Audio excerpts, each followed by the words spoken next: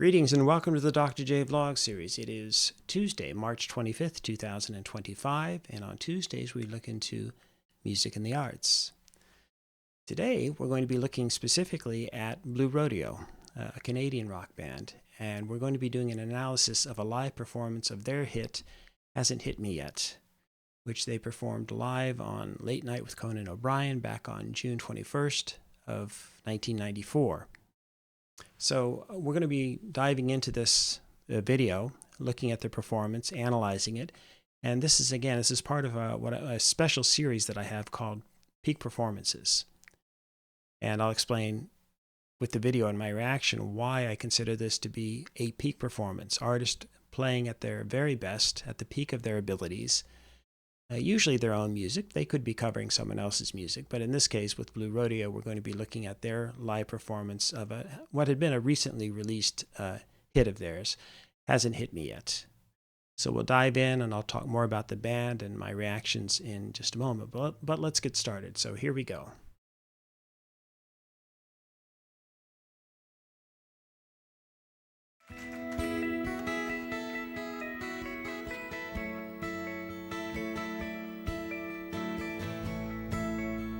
Say that you're leaving, well that comes as no surprise.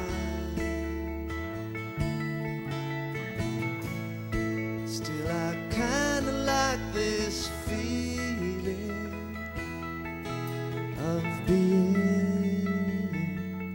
left behind.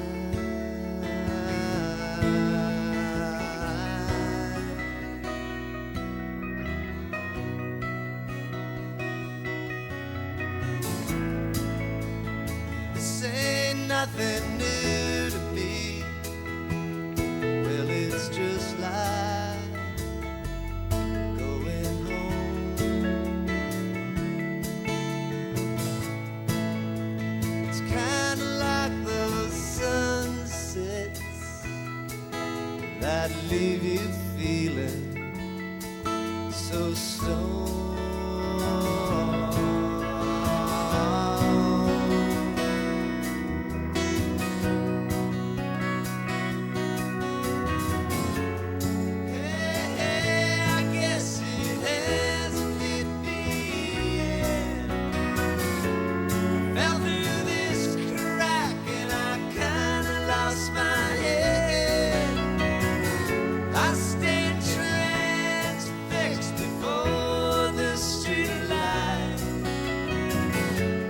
Watching the snow fall on this cold December night. All right, so we're going to jump in there before we get into the transition. So it's the song Hasn't Hit Me Yet, and they're playing it at a very deliberate pace, slightly slower I think than actually what you hear on the record. But I love the tempo. I love what they're doing here. And what you see there, the lead vocals, that's Greg Keeler. So this is really his song. And he's the one who's taking the lead vocals, and he's playing the acoustic guitar. And then his partner, and really, again, these are the two main guys of Blue Rodeo. All Canadians, most Canadians know this. But his partner is Jim Cuddy, and he's the one playing the mandolin, and he's singing the backup vocals, the harmonies. And the reason this is, again, there are many reasons, but what I love about this, first of all, is their harmonizing. It's absolutely gorgeous. I like Greg's voice because it's in all honesty, it's not perfectly on pitch. Okay, I mean it's not entirely perfect or precisely in tune, and of course this is long before thoughts of auto tuning or pitch correction, anything like that. But especially in the opening verse. And it creates, I think, just the right mood. It's that aching and longing acceptance that his partner's leaving him. And, of course, the line in the song, too, is that, well, that comes as no surprise. And, that, to me, it's he has that sort of wistful acceptance in his voice, and it's in the lyrics, and it's in the way that they're playing the song as well. So yeah, it's very sparsely instrumental at the beginning. There you have just the bass guitar coming in too, and that's lovely. The way the bass guitarist, his name is Basil Donovan, by the way, and he's been with the group since its foundation, really. But he comes in with that gentle bass line, and you'll hear a descending bass line that kind of goes with the opening verse as well. So it's sort of like it's drawing you down.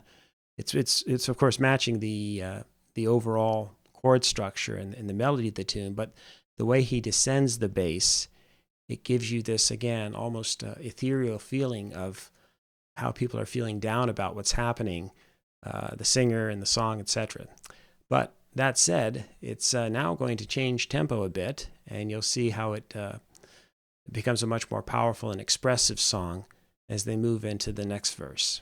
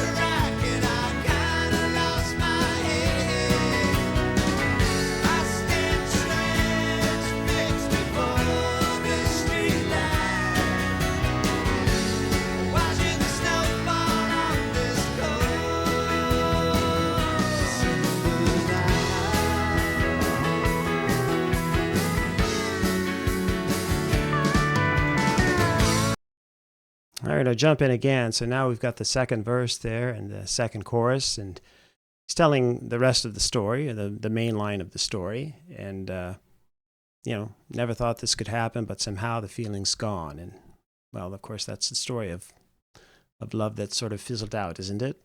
But they've really picked up the tempo and the rhythm, and obviously they introduced the drums in full force now.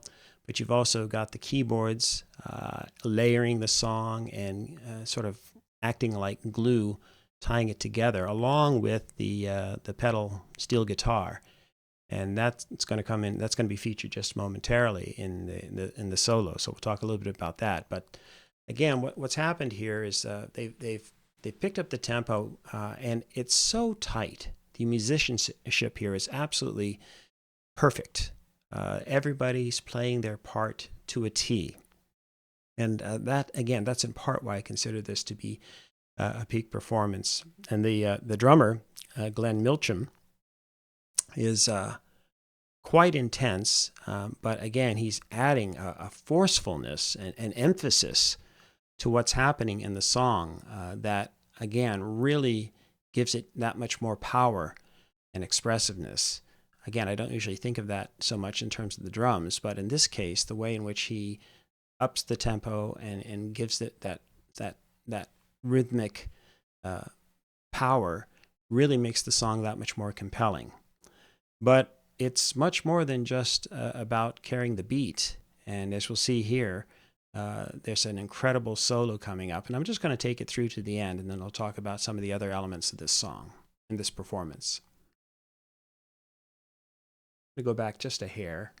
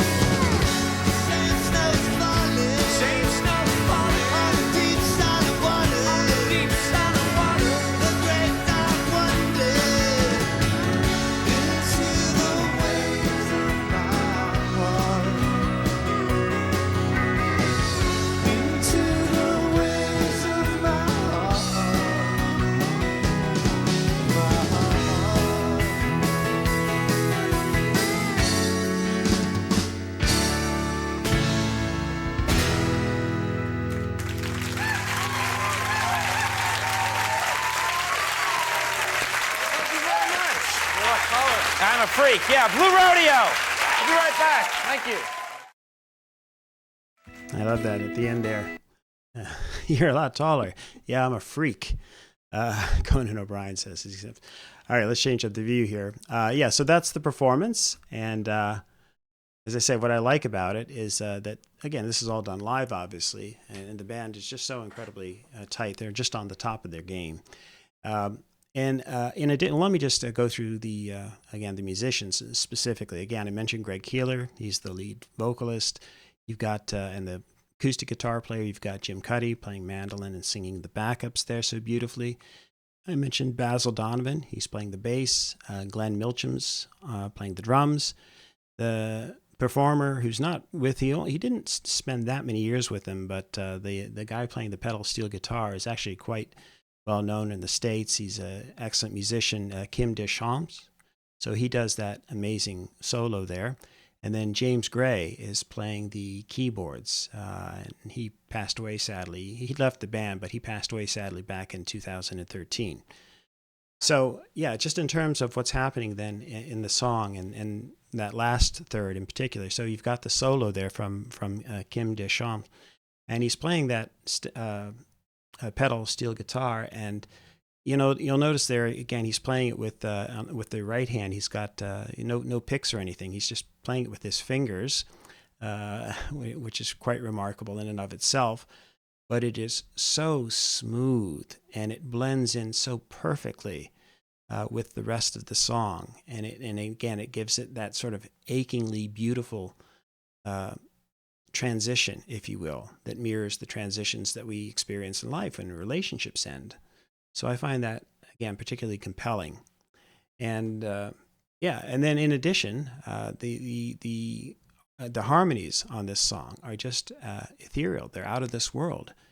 They obviously rehearsed this because the song's played a little bit differently live here than it is on the album, but they are just in perfect sync with their phrasings and with their singing. Then, and then of course in the outro, or the last part, the last line says they're trading lines back and forth, or basically Cuddy's echoing the same thing that Keeler's singing about out on Lake Ontario. The same snow is falling on the deep silent water, and so on. So they're again, this just kind of logically brings the song and the relationship to its conclusion, but back to earth and back to reality. And life does go on, and the snow will be falling on Lake Ontario in a bittersweet way, perhaps in the wintertime and at the end of a relationship, but that's the nature of life. And of course, the song hasn't hit me yet, and it's really just at that point that the singer, the protagonist, if you will, is realizing just how hard this has hit him, or is going to be hitting him, even as he has to cope and adjust, etc. So yeah, I just love the rhythm. I love the timing and tempo. I love the harmonies. I don't hear a missed note anywhere in the musicianship there. The only tiny thing that I thought, and I could be wrong about this, but I thought in terms of James Gray's playing when he first brings in, that when they're speeding up the tempo, I think a note or two of his is just maybe slightly out of sync. But again, I'm being extremely picky in that regard, and as I say, I may be wrong. But yeah, so I just love this version. I think it's the best version that I've ever heard of the song. There are many live versions out there, but it's such a well-known song. A lot of times the audience is singing along, or they're doing other sorts of gimmicky things with it. But just as a pure peak performance, this one stands out for me as one of their best ever. So it's my wife introduced me to Blue Rodeo back when I came to Canada back in 1990 with their album Diamond Mine. And she had this cassette. Remember cassette tapes and cassette players? So she popped in the cassette in her Nissan 300ZX, and we were dating at the time, and we weren't married yet. And I was listening to this. I listened basically. I was immediately enthralled with what I was hearing on this album, Diamond Mind. And I said, who is this? And so she told me about them, and she'd seen them recently and so forth. And so I thought, wow, I want to find out more about this band. And yeah, it was Blue Rodeo. They'd actually formed properly back in 1985. They performed, late in 84, and then they performed their first live performance on February 7th, 1985. And they played a show at the Rivoli in Toronto. They're a Toronto-based band. And yeah, they've been together ever since. They've done a lot of solo projects along the way too, but Blue Rodeo as a whole has released 16 studio albums. And this specific song, Hasn't Hit Me Yet, that comes from that was their fifth studio album at the time when it was released. And it was released on October 26th of 93 in Canada, and then on September 27th of 94 in the United States. So they were obviously promoting it in the States. They were on tour, and then they got to play on Conan O'Brien, etc. So that's a little bit of the history of the band. They're still together. They're still performing. They several of the members are still, really it's a core three. I think of Jim Cuddy and Greg Keeler and Basil as still together, and I think Glenn Milcham's still playing drums with them, and they've added a couple of other folks as well, and still touring. The last thing I wanted to just mention, I've always thought of Keeler and Cuddy, and this is not altogether accurate either, but it's just an image that I have. I've always thought of them as kind of a poor man country version of Lennon and McCartney. And what I mean by that is that Keeler has that sort of more, that little bit rougher look, to him, kind of a working class appearance. Well, they all kind of look working class there. If you look at the performance, I think it's remarkable. There wasn't this notion of, wearing really fancy clothes or looking, quite exotic. They're just in jeans and T-shirts. I mean, I think almost every one of them. So it's a really informal and casual look, especially with Keeler and Cuddy. I think they're like ripped, like it really looks kind of almost raggedy. But anyway, that's part of what makes it so charming. They're just about the music, really. The appearances, their looks, or dance, none of that matters. They just want to play this incredibly powerful song. But what I was saying is that I always thought of them as kind of almost a Lennon and McCartney type. And so Keeler has the kind of grittier look and sound to a lot of his music. He's edgier, I think, in many respects, and he'll occasionally write the political, at least semi-political tune as well. And then Jim Cuddy, the guy again singing the backups here, he sings plenty of lead, and he has he's written many of his own songs, but he has the prettier voice and almost the better looks, if you will. Again, that depends on your perspective. And he also tends to write more ballads. So he's more of the McCartney-esque type of player in the band. But again, I don't want to take that analogy too far. They are their own unique, band, and they have their own sound. And you almost automatically, because of the distinctiveness of their voices and the way in which they craft their songs, you almost immediately know that it's Blue Rodeo if you hear something on the radio. I mean, if you're familiar with their songs at all, as soon as they come on, you know that it's a Blue Rodeo tune. But again, for my money, this is about the best that I've ever seen. I've seen them live in concert, actually, and saw them at Massey Hall in Toronto, and they were excellent there as well. But for my money, this is the single best, or this is a classic peak performance of theirs from back in 1994. All right, that's it for today, and we'll hopefully see you tomorrow and carry on with this journey. In the meantime, may you and yours continue to create peace in your lives and nurture love in your hearts, and give someone a hug, especially a struggling musician. Give them a hug today. We'll see you soon.